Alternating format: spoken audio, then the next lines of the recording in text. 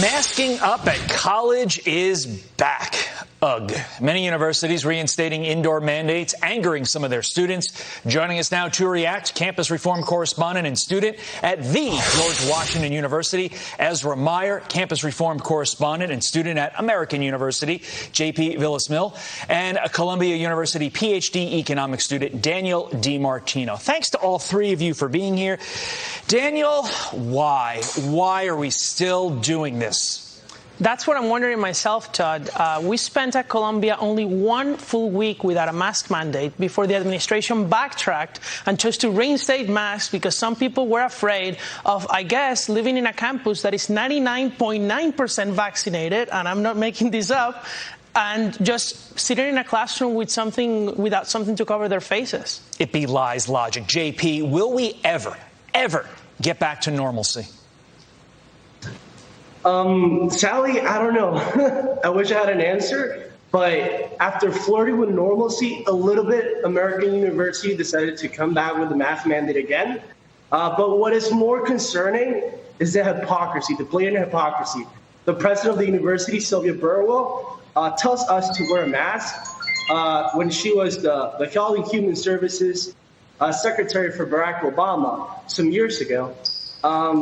She was invited for that reason to the White House last week, and she's having all these fancy get-togethers with Joe Biden and Kamala Harris without a mask, let's say, and then she tells us to wear masks. I think Joe Biden is more in danger of COVID than we students. I see my peers and myself as pretty healthy teenagers, and we are more than 95% of us are vaccinated, and the university has a 0.005% hospitalization rate. So this is just insane. Ezra, isn't this just yet another attempt to divide us?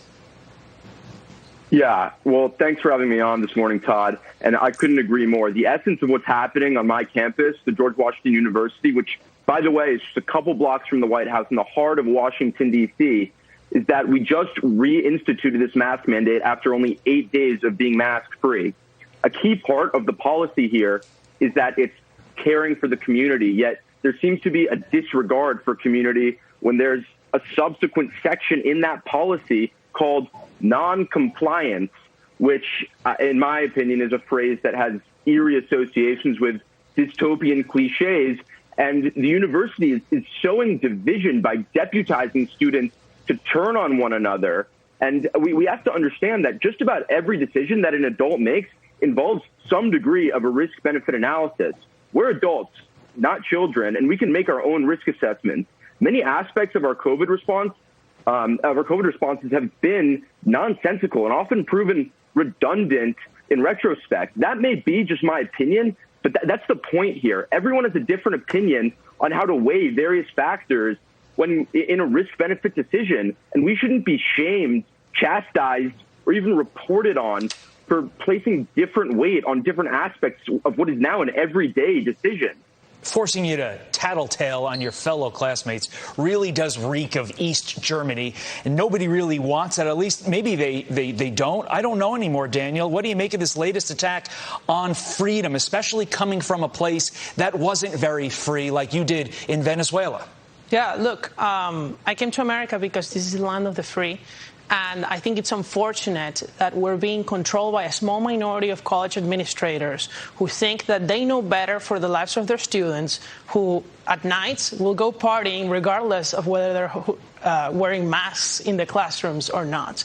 If they wanted to just have a safe campus, they already did. They forced everybody to be vaccinated regardless of their health, regardless of anything. Yet they still want to force us to wear masks. What I'm concerned is that this is just about power. I'm concerned that this is just about imposing their will on us. And I'm honestly really tired. I want to be free. I want to live in a normal country. I want to live in the America that I know, not in somewhere else. JP, are even some of your more liberal classmates getting frustrated with all this?